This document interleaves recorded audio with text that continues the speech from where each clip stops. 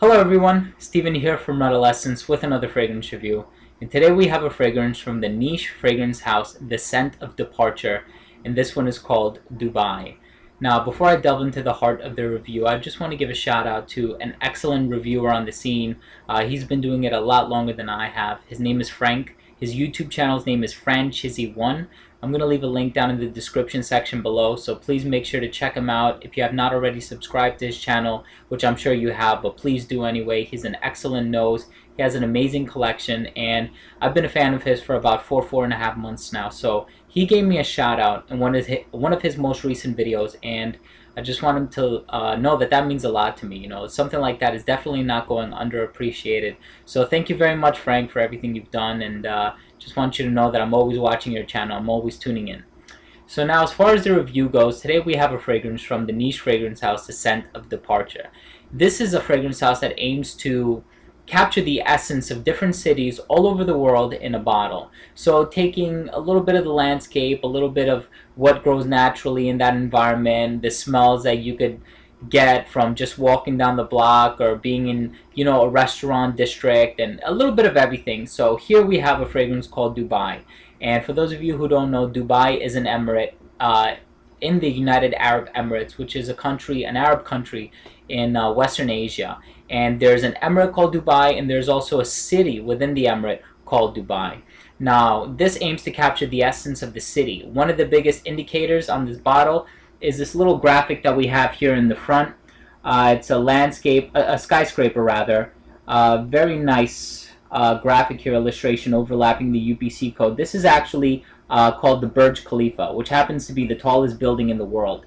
So that's indicative of the fact that they were aiming to capture the essence of the city rather than the emirate. And when this company first opened up back in 2011, they only had 5 or 6 different fragrances. Now they're up to 19 or 20. So to consider that they've only been doing this for about 1.5 to 2 years, that is a more than steady progression. So I got to give them props for getting their foot in the door and, you know, creating as many fragrances as they have. So they have Dubai, they have Vienna, they have Berlin, so a few different countries throughout the world. Tokyo, another one.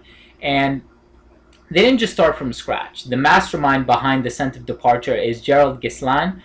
He's also responsible for the Histoires de Parfums house. And this is a fragrance that has actually gotten compared a lot to a fragrance from that house called Petroleum. Now, judging by the name of that fragrance, it sounds like it could be a bit heavy. If I'm not mistaken, there is a little violet leaf in the mid, so that might make it a little reminiscent to Dior's Fahrenheit with that, you know, burning rubber petroleum smell. But if the name is any indication of how it smells, then I would say that this one is no comparison, being that this one is very light. It actually smells very light for its ingredients. So with that being said, let's get down to what this one smells like. Now, in the top we have citrus accord, bergamot, mandarin orange, and thyme, which is an herb. And then in the mid we have violet, jasmine, and rose. And then in the base we have oud, musk, patchouli, and incense. Now, I bought this fragrance based on the notes itself, and I noticed that this one is actually much lighter than what it sounded to be. Oud and musk, I thought it was going to smell like a Montal. Well, not really, being that this is an eau de toilette concentration, so obviously it's not going to be as strong, and it doesn't necessarily have the reputation that Montal does. It's a little more under the radar. I bought this one on indiescents.com. This is an eau de toilette concentration. It's a 50 milliliter bottle, and I paid $45 for this one, along with another one from the same house. So this is a fairly inexpensive fragrance for what you're getting. Probably one of the more inexpensive fragrances on the niche market. Now, it opens up with a little bit of citrus, like I mentioned, mandarin orange, lending this one a little sweetness, but not too much. I think that the citrus elements in the top are added more just to give it a little bit of an edge, just to give it a little kick, because they don't really stand out. They're not very prominent. I don't get too much of the thyme either, but again, it's a smell that I'm not really accustomed to, so it might be in the top, I'm just not getting it. The one thing that I am getting from the very opening of this fragrance is the incense that's in the base. Now, incense is a very, very strong note, whether it be frankincense or myrrh. I'm sure myrrh is also used as an incense. But if you're thinking incense Avignon by Comme des Garçons, it's nothing that heavy. So this is not that strong at all. It's actually a little more on the lighter side, but the note is still very, very prominent. Now, the one note that I really don't get until the dry down is the musk. The musk really starts to peek its head through, I would say, in about the second or third hour of this fragrance in its development. But I'm also getting a little bit of the oud. However, it's very synthetic to my nose. So I was expecting something a little more natural, being that it's from a niche house. But when you consider the price point, it does kind of make sense. You know, the pieces of the puzzle do come together. And this is a fairly inexpensive fragrance for what it's worth. In the mid, we do have a little bit of that violet leaf, which, again, I said, for me, it gave me the impression that I was going to smell anything, you know, even a little bit like Fahrenheit by Dior. Unfortunately, the violet leaf in this one, I think, is more floral. Now, I have not smelled violet leaf essential oil, so I can't really, you know, validate that it's not as prominent as I'm saying it is. But for me, it has more of a floral feel in the mid. Probably that's because it's paired up with the rose and the jasmine. But again, those notes are incorporated because from what I'm given to understand, roses grow naturally in the city of Dubai. So they wanted to incorporate that in the fragrance as well. And really, indeed, when I close my eyes and I smell this one, I actually have it sprayed on my left hand. When I close my eyes and I think about this fragrance, I can almost picture what the city would smell like. I could imagine the environment. And that's what this house was aiming to do in the first place. So I think it's very spot on for what they were aiming to do. And I think they achieved they satisfied the theme, so props to them. So with the smell covered, let's transition over into the rating of this fragrance. Now, first up, we have Uniqueness, and I gave this one a 7 out of 10. The smell is something that I've never quite smelled before. I've smelled fragrances that were very dominant on the oud, very dominant on the patchouli, very dominant on the incense, but not one that has them carefully blended, and it's almost like an even ratio between all the different ingredients. So I think it was a very good balance between all the ingredients, considering the entire pyramidal structure of the fragrance. So the top is evenly balanced with the mid, so on and so forth, and it's very light. That's another thing that really couldn't allow me to give this one a higher score than I did, just because I was expecting something a little stronger, a little bolder. Had this been an eau de parfum concentration, I think I would have been a little more satisfied, but it's still a very interesting scent for what you're getting. So if you're an oud lover and you don't mind that the oud in this fragrance is synthetic, at least it's synthetic to my nose, then this one is still very, very worth you getting your hands on it. So check it out if you get a chance, and it's a very inexpensive fragrance, so you wouldn't be breaking the bank. Next up, we have Longevity, and I gave this one a 7 out of 10. I was hoping that this one would last a little bit longer on my skin, but it is an eau de toilette concentration, so I was expecting 4 to 6 hours, and this does last 5 hours on my skin. So very fair mark for what it's worth, and it does its job. The only reason I was expecting it to last a little bit longer is because of the ingredients, especially the ones in the base, being that they're not really volatile ingredients, so it's nothing that would compromise the longevity of this fragrance. But then the patchouli that's used in the base, I've been fortunate enough to smell both light and dark patchouli essential oil. I'm given to understand that the one in this fragrance is the light patchouli, so it doesn't really have that very earthy, rugged smell that I was hoping it would have. But you know, to each his own. There are probably some people out there who would really enjoy this one, and I'm not too keen on it, but I still do enjoy it, and I still spray it on my hand from time to time just to imagine what that city would smell like. So they definitely nailed it right on the head with that one. Up next, we have Projection. I gave this one a 6 out of 10.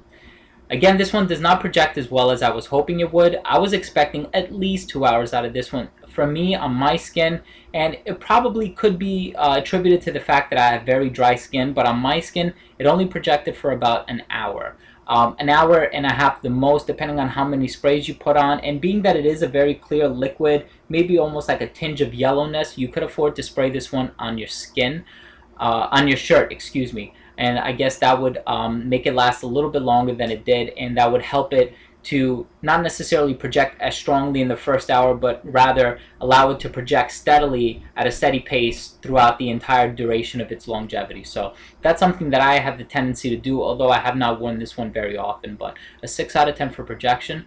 And up next we have Versatility, and I gave this one a 7 out of 10. Now this is marketed as a unisex fragrance.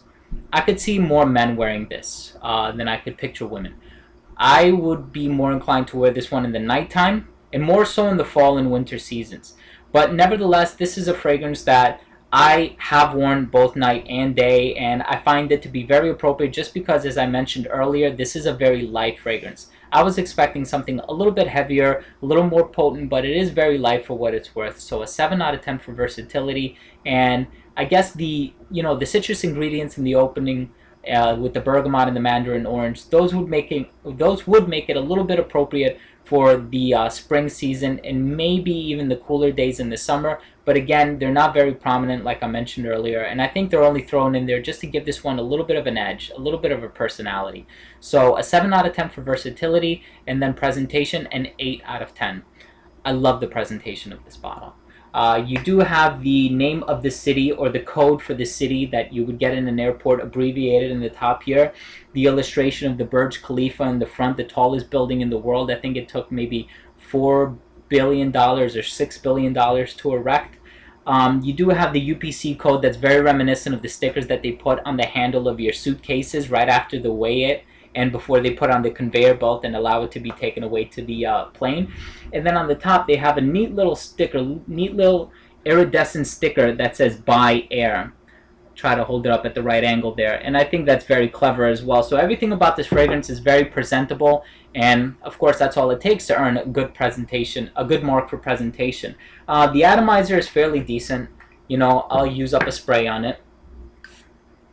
It gets the job done. My only qualm with this is that the very first time I opened it, when I took the cap off, which is made out of a pretty dense solid acrylic, the atomizer came off with it. So I had to go looking for it on the floor under the table and everything. So that's something that really wasn't very appealing. And then on the back here we have a little bit of not necessarily a history, but a description of the city with yet another UPC code. I think this one is legitimate, so if you were to purchase it, you can actually scan this out, scan this at checkout. And then this whole thing is one big sticker, and it's perforated right here in the middle, where the cap is separated from the body of the bottle. And in order to be able to open this one up at all, you have to take a knife or a box cutter and kind of just cut it along this line over here. So mine came out looking a little bit imperfect. It's very minute to be able to be noticed by the camera, but you got to have a steady hand to do that. So that's another thing that really allowed me to not necessarily give this one a perfect mark for presentation, but very nice mark as well, because this is something that has not been done before, so it definitely caught my interest, and that's one of the reasons why I bought this bottle in the first place. And then that earns this fragrance an overall mark of 35 out of 50.